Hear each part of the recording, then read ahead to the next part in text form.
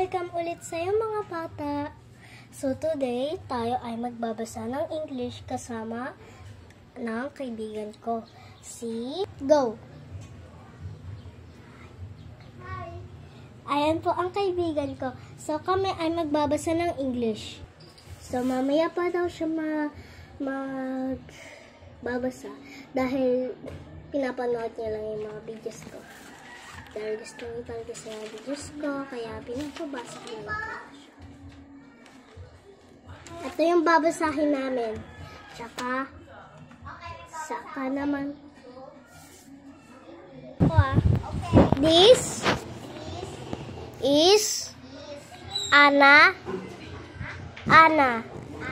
speaking.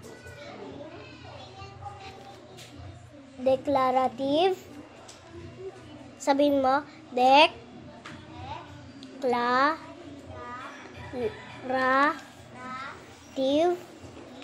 sentence. Tama. May I speak to Lina? We will visit grandmother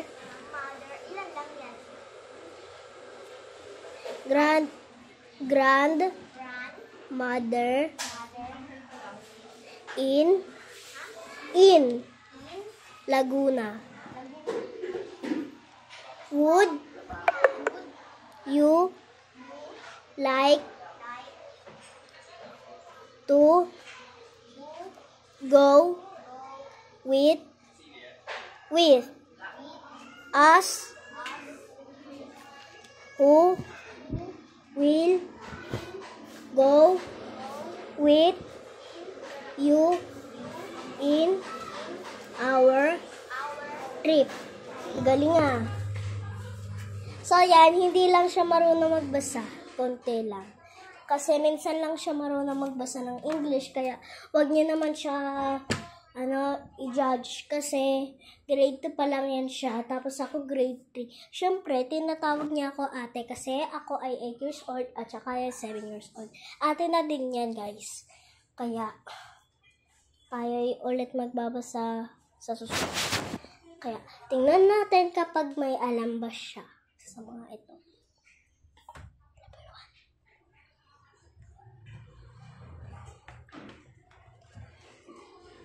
Micaela, hulaan mo.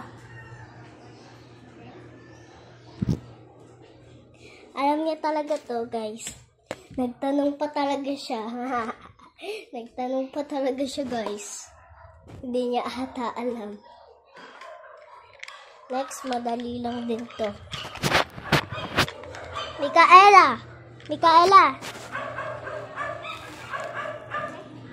Tama. Kotse daw. Kami Pilipino, guys. Pilipino kami, guys.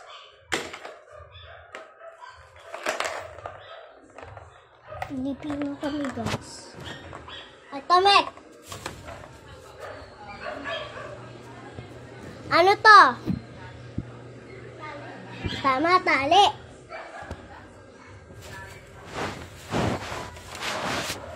Ito ay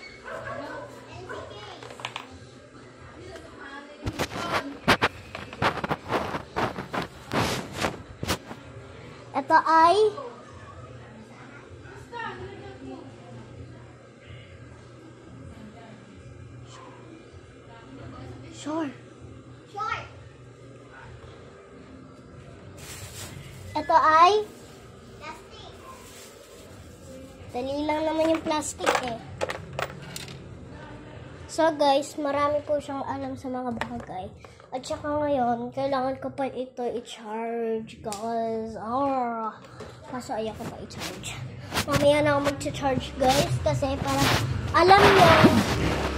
para alam nyo kung ganong matalino talaga siya.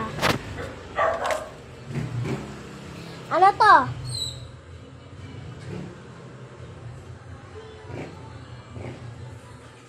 Ano to? Hindi mo mo alam, ang dali-dali nito eh.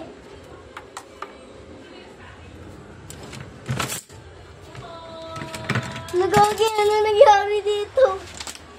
Buti ka, ayos ka. Guys, kakaayos ka. Tatanong. Ano to? Tama, basahan. Oh, last one. Hangir. Ano ang hinahawakan mo, Mek?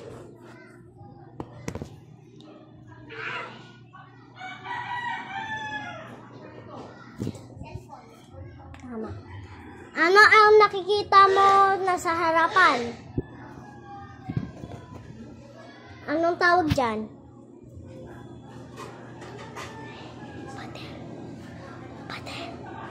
Pader.